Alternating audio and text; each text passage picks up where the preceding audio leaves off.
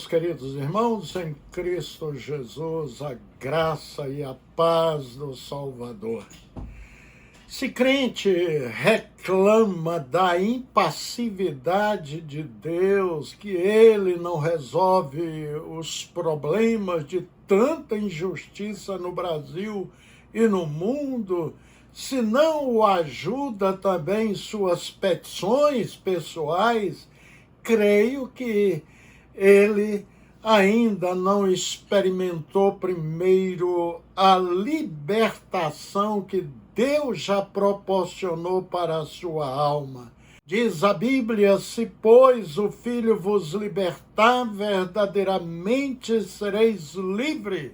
Só de não ser mais escravo do pecado e do diabo pode ter bênção maior do que esta, querido?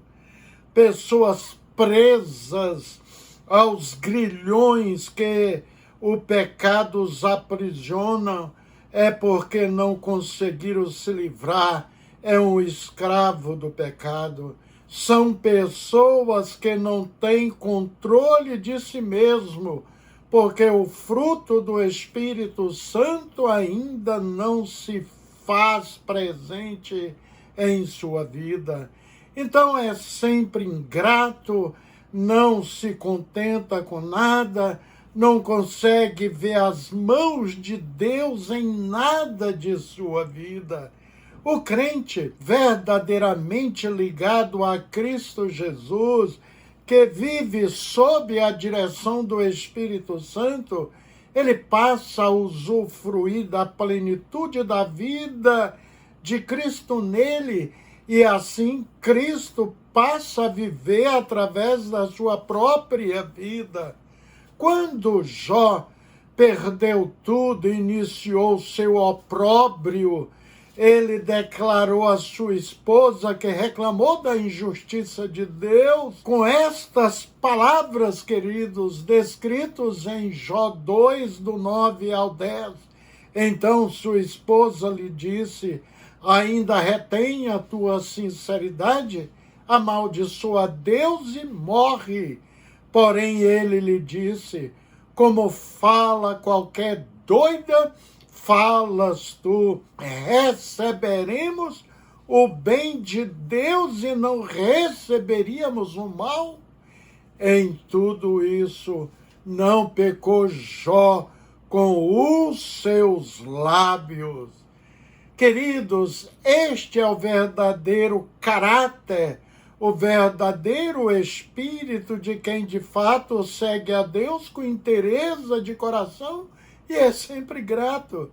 Certamente que nos longos meses que Jó, muito já debilitado com seu corpo cheio de feridas que se rebentavam, trazendo dores insuportáveis, e no momento de extrema solidão e sofrendo acusações de seus amigos em meio ao seu sofrimento, ele fez esse desabafo. Clamo a ti, ó Deus, mas não respondes. Fico de pé, mas apenas olhas para mim. Contra mim te voltas com dureza e me atacas com a força da tua mão. Jó 30, 20 ao 21. Isto não é blasfêmia, é um pedido, é uma súplica de sua alma. Jó era sabedor de que perto está o Senhor de todos que o invocam, de todos os que o invocam em verdade, e ele cumprirá o desejo do que os temem, ouvirá o seu clamor e o salvará. Salmo 145, 18 ao 19. Não me recordo de ter culpado ao meu Deus por doença ou qualquer coisa que não deu certo em minha vida. Ao estudar a palavra de Deus, como todos servos do Senhor, passamos a ter a visão das coisas de cima, das coisas do alto.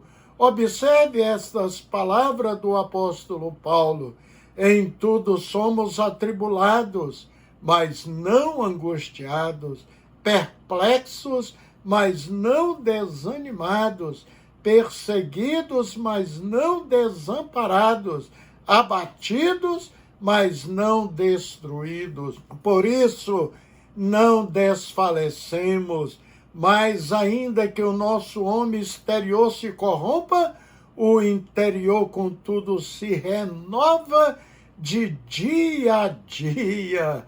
2 Coríntios 4, do 8 ao 9, e depois o versículo 16. Não posso ter fé vacilante em relação à soberania de Deus. Deus não deve fazer ou agir de acordo que eu acho que ele deva fazer. Ele é Senhor. Seja feito sempre a sua vontade aqui na terra como no céu. Uma coisa é certa, queridos. Se pertencemos a Deus, tudo que ele escolhe fazer é para o nosso bem, quer possamos entendê-lo ou não. Observe essas palavras do apóstolo Paulo em Romanos 8, 28. E sabemos que todas as coisas contribuem juntamente para o bem daqueles que amam a Deus, daqueles que são chamados segundo o seu propósito. Estudando a vida de Paulo, é possível observar que ele aprendera a se contentar com o que Deus enviasse em seu caminho. Ele confiou em Deus e submeteu-se à sua vontade, sabendo que um Deus santo, justo, perfeito, amoroso e misericordioso usaria todas as coisas para o seu bem, assim como havia prometido. Quando enxergamos Deus desta forma, queridos, não tem como ficarmos chateados com Ele. Pelo contrário, submetemos-nos voluntariamente ao nosso Pai Celestial, sabendo que a sua vontade é sempre perfeita, como ensina Paulo em Romanos 12, versículo 2, e que tudo acontece em nossas vidas será para o nosso bem e sua glória. Deixamos de compreender que a vontade de Deus é perfeita porque entendemos que a nossa vontade é a melhor para nós. E aí está o nosso grande erro. Como Deus é altíssimo, onisciente, ele vê, enxerga o futuro, sabe o que tanto queremos, será bom ou será ruim para as nossas vidas. Somos injustos ao tentarmos transferir a culpa a Deus, ou achar que Ele não se importa conosco em não fazer as coisas rapidamente e do jeito que projetamos. Estamos no centro da vontade de Deus para determinar as coisas, queridos? Há um texto bíblico que revela-nos a história de um rei idólatra, satanista. Estou me referindo do rei Acabe, marido da perversa Jezabel, uma feiticeira. Era um homem que, além de levantar templos aos deuses pagãos, como Baal, Aserá, e ele ainda ajudou a sua esposa a constituir 850 sacerdotes, profetas a Baal, e ele acabou de vez, querido, com culto ao El Shaddai, ao Todo-Poderoso em Israel enquanto foi rei. Ele literalmente sepultou em seus dias o culto ao verdadeiro Deus. E mesmo assim queria que Deus o ajudasse nas guerras, guerreasse em favor dele. Chegou a reclamar de um verdadeiro profeta de Deus que sempre o advertia. Vamos ler parte desta história. 1 Reis 22, 7 e 8. Josafá, porém, perguntou: não existe aqui mais nenhum profeta do Senhor a quem possamos consultar? O rei de Israel respondeu a Josafá: ainda há um homem por meio de quem podemos consultar o Senhor, mas eu odeio, porque nunca profetiza coisas boas a meu respeito, mas sempre coisas ruins. É Micaías, filho de Imlá. O rei não deveria dizer isso. É claro, queridos, que Acabe não estava reclamando de Micaías, o profeta de Deus.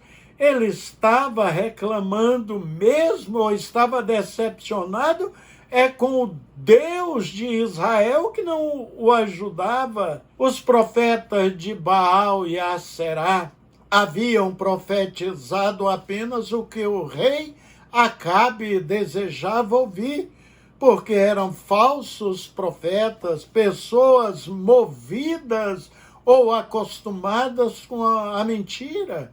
É claro que Deus não poderia ajudar quem era contra ele.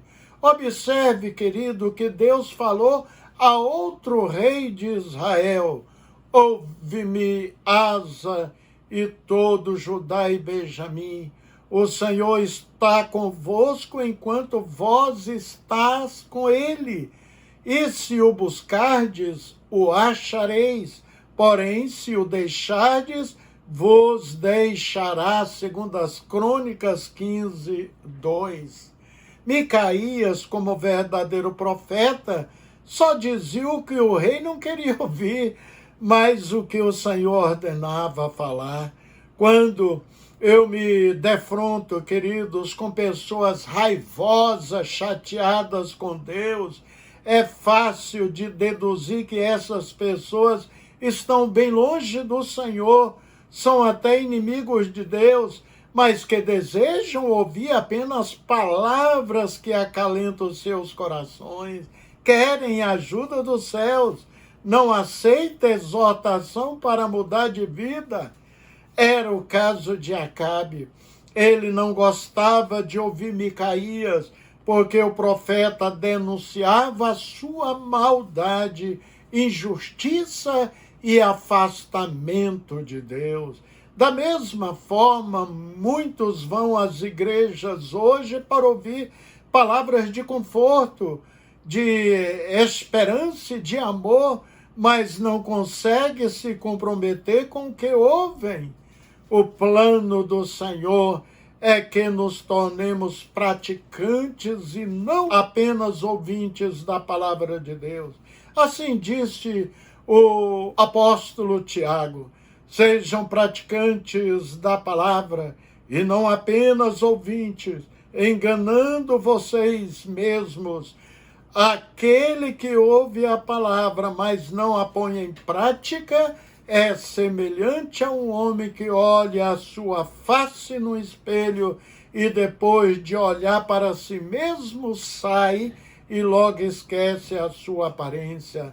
Mas o homem que observa atentamente a lei perfeita, que traz a liberdade, persevera na prática dessa lei, não esquecendo o que ouviu, mas praticando-o, será feliz naquilo que fizer. Tiago 1, 22 ao 25. Amém? Vamos falar com Deus. A ti a honra, a glória e o louvor, ó Altíssimo, tremendo, El Shaddai, grande é o nosso Deus. Prazerosamente somos adoradores deste Deus grande. Nos curvamos, nos rendemos ante a tua majestade, Senhor. Obrigado por tua palavra, que aponta o caminho sobremodo excelente, o caminho que agrada a Deus. Que sejamos sempre agradecidos, que nos nossos lábios esteja sempre um hino, um cântico de louvores ao Deus maravilhoso. Abençoa esses lares que recebem a tua palavra, Senhor, em nome de Jesus. Amém.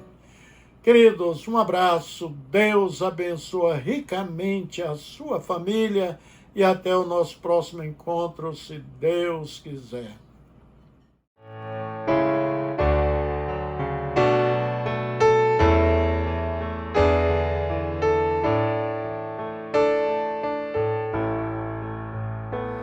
When peace like a river attendeth my way, When sorrows like sea billows roll,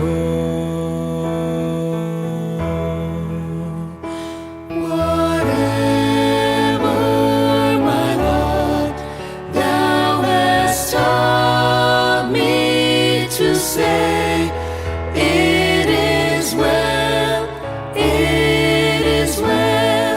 with my soul. It is well with my soul. with my soul. It is well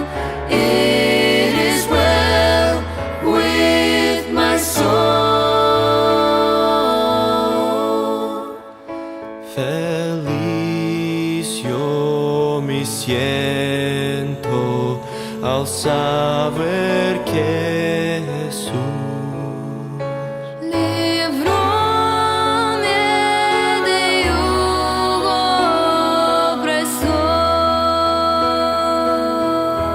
opresor, quitó mi pecado, clavólo en la cruz.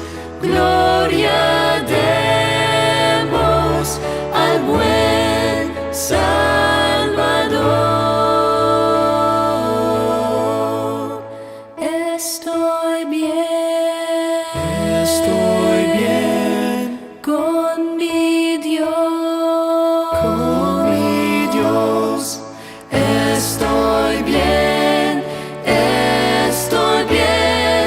con mi Dios. От сердца скажу, для меня жизнь Христос, и в нем мой всесильный